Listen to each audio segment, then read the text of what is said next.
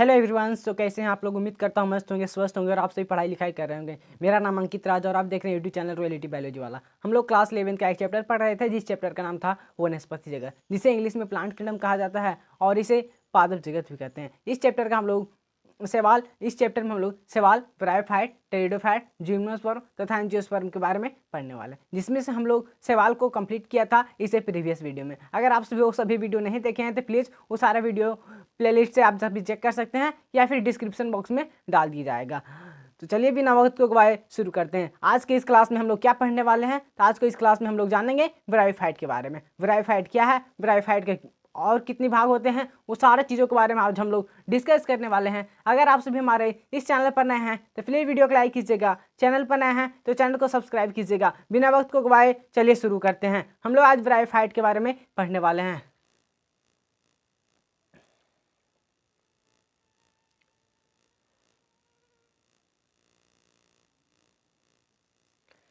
Bryophyte के बारे में आज हम लोग पढ़ने वाले हैं। तो ब्रायोफाइट में जो एनसीईआरटी हमारा क्या बोलता है, ब्रायोफाइट के बारे में एनसीईआरटी बोलता है ब्रायोफाइट में मॉस तथा लिवरवर्ट आते हैं। ब्रायोफाइट में क्या आते हैं? मॉस तथा लिवरवर्ट आते हैं।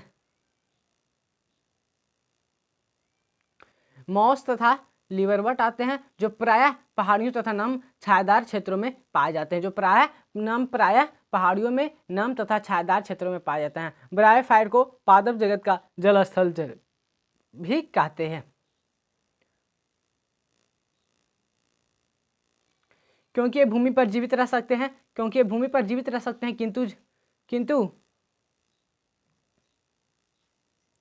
किंतु लैंगिक जनन के लिए ये जल पर निर्भर करते हैं। ये प्राय नम, सीलन, आर्द्र तथा छायादार स्थानों पर पाए जाते हैं। अनुक्रमण में महत्वपूर्ण भूमिका निभाते हैं। इसकी पादप कैल शैवाल की अपेक्षा अधिक विभेदित होती है। यह थैलेस की तरह होता है, स्टैन अथवा सीधा हो सकता है और ये कोशिकीय तथा बहुकोशिकीय मूलाओं द्वारा सब स्टेटम से जुड़ा रहता है। इनमें वास्तविक मूल तथा तना अथवा पत्तियां नहीं होती।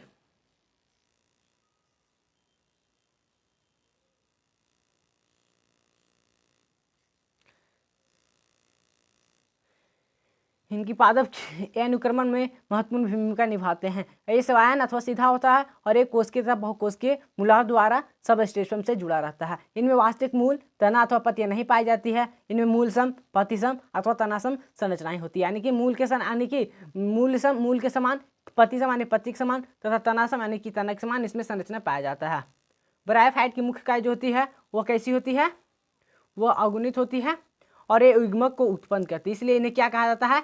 युग्मकोद्भिद कहा जाता है। ब्रायोफाइट में लैंगिक अंग बहुकोशिकीय होता है। नर लैंगिक अंग को बहुकोशिकीय होता है, इसमें नर लैंगिक अंग को क्या कहा जाता है?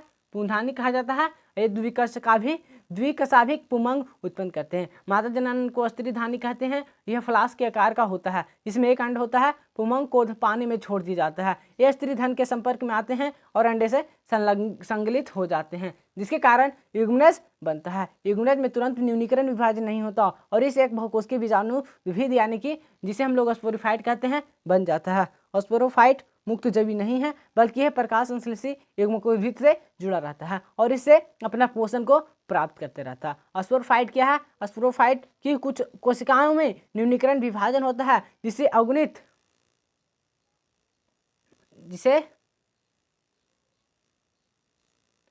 अगुणित बीजाणु अंकुरित हो जाते हैं कर युग्मकोद्भिद में विकसित हो जाते हैं।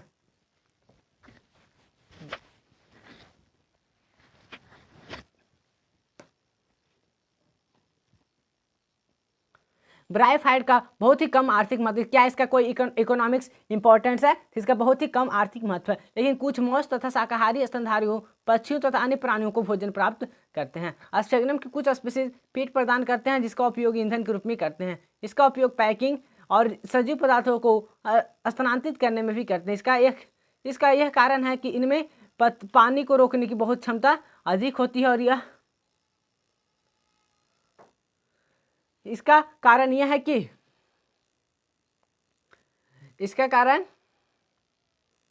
है कि इनमें पानी की रोकने की क्षमता बहुत अधिक होती है। लेकिन समेत मऊ सर्वप्रथम ऐसे सजीव है जो चट्टानों पर उगते हैं। इनका पारिस्थितिकी दृष्टि से बहुत महत्व है। इन्होंने चट्टानों को अपघटित किया और अन्य उच्च कोटि के पौधों को उगने के अनुरूप बनाया। चूंकि मॉस मिट्टी पर एकमात्र सघन परत बना देते हैं, इसलिए वर्षा का बौछारें मृदा को अधिक हानि नहीं पहुंचा पाती और इस प्रकार मृदा अपक्षरण को रोकते हैं। ब्रायोफाइट को लीवरवर्ट तथा मॉस में विभक्त किया गया है। चलिए आज हम लोग लीवरवर्ट के बारे में पढ़ने वाले हैं। लीवरवर्ट क्या कहता है? लीवरवर्ट प्राय नमी छायादार स्थानों जैसे नदियों किनारे, दलदले स्थानों, गीली मिट्टी एवं पेड़ों के छालों आदि पर उगते हैं। लीवरवर्ट के पादप का थैलेसा या मार्केंसिया होता है। थैलेस पृष्ठधार रूप से तथा स्तर बिल्कुल चिपक के रहते हैं। इसके पत्तेदार सदस्यों को पत्तियों को तरह की छोटी छोटी रचनाएं होती है।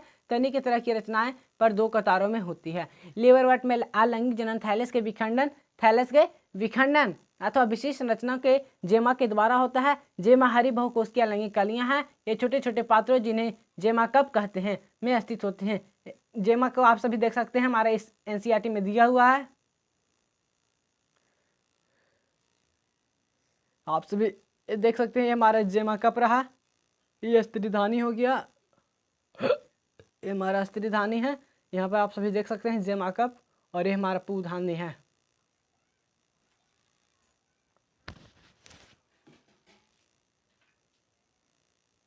ये हमारे यहाँ पर रहा जेमा कप।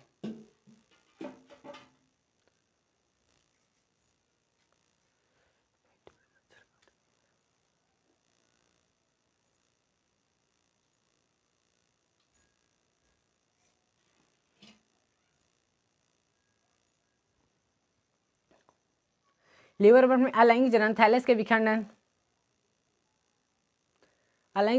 विखंडन विशिष्ट संरचना जेमा द्वारा होता है। जेमा हरी बहुकोशिकीय अलैंगिक जनन कलियां होती है। छोटे छोटे पत्ती जिन्हें जेमा कप कहते हैं में स्थित होते हैं। अपनी पैतृक पादप से अलग हो जाती है और इससे एक नए पादप उग जाता है। लैंगिक जनन के दौरान नर तथा मादा लैंगिकांग या तो उसी थैलेस पर अथवा दूसरे थैलेस पर बन जाते हैं। ऑस्टोफाइट में एक पाद सिस्टा तथा कैप्सूल मार्केंसिया होता है। मियोसिस के बाद कैप्सूल में स्पोर बनते हैं और स्पोर के अंकुरन से कारण मुक्तजीवी एक मुकुटभित बनते हैं। ये हमारा लीवरवर्ट भी खत्म होता है। अब हम लोग मॉस के बारे में कंप्लीट करने वाले हैं। अगर आप सभी को ये वीडियो पसंद आ रहा है तो प्लीज वीडियो को लाइक कीजिएगा। चैनल पर नया है तो चैनल को सब्सक्राइब कीजिएगा। मॉस के बारे में आज हम लोग पढ़ने वाले हैं। मॉस जीवन चक्र की प्रमुख अवस्था एक मुकुटभिद होती है, जिसकी दो अवस्थाएं होती है। पहली अवस्था को तंतु जो स्पोर से बनता है, यह स्पर्शी हरा शाखी तथा प्राय तंतुमयी होता है। इसकी दूसरी अवस्था पत्ती की तरह की होती है, जो प्रथम तंतु से पार्श्विक काली के रूप में उत्पन्न होती है। इसमें एक सीधा पतला तथा तनासा होता है, जिस पर सर्पिल रूप से पत्तियां लगी रहती है। ये बहुकोशिकीय तथा शाखित मूलांक द्वारा मिट्टी से जुड़ी रहती है। इस अवस्था में लैंगिक अंग विकसित होते हैं। मॉस में कायिक जनन द्वितीयक प्रथम तंतु के विखंडन तथा मुकुलन के द्वारा होता है। मॉस में लैंगिक जनन में लैंगिक अंग पुंधानी तथा स्त्रीधानी पत्तेदार प्रवाह की चोटी पर स्थित होती है। निषेचन के बाद युग्मज में से स्पोरोफाइट विकसित होता है, जो पाद सिस्टा तथा कैप्सूल में विभेदित रहता है। पाद सिस्टा तथा कैप्सूल में विभेदित रहता है। मॉस में स्पोरोफाइट लीवरवर्ट की अपेक्षा अधिक विकसित होता है। कैप्सूल में स्पोर होते हैं। मियोसिस के बाद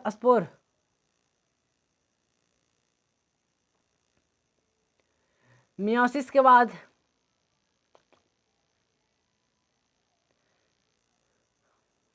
के बाद स्पोर बनते हैं।